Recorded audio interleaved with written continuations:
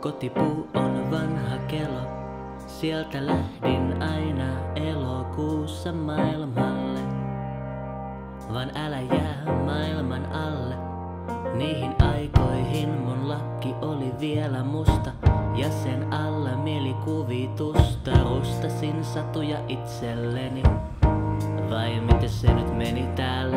Orava saa nukkuu makeasti, vähintään aamu 6 asti. Ei täällä oo muuta huvia kuin katsoa lapsuuskuvia, joissa heiteltiin sillalta keppejä alas jokeen valas. Siellä nähtiin kai ai.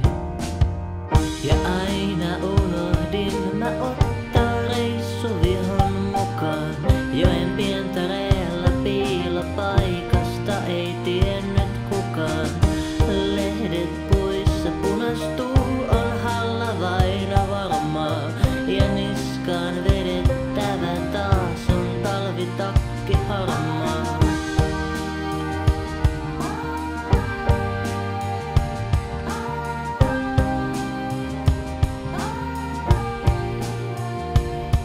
Oli kyyky tuonut viestin, kotipuu ulos mitataan, vaan mietin, jos pääsisin taas sun luokse asumaan. Käpykaapit ammottaa tyhjyyttään, en haluis käyttää hyväks heidän ystävällisyyttään. Ja metsä on niin kylmä tähän aikaan vuodesta.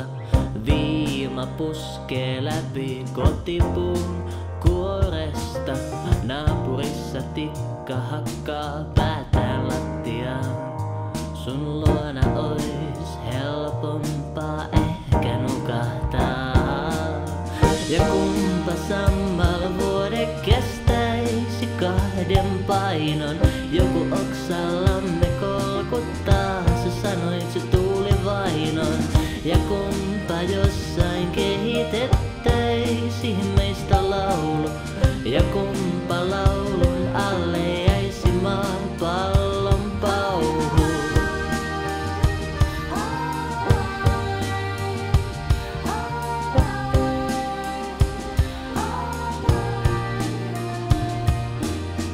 Ja kumpa sammal vuode kestäisi 2 painon.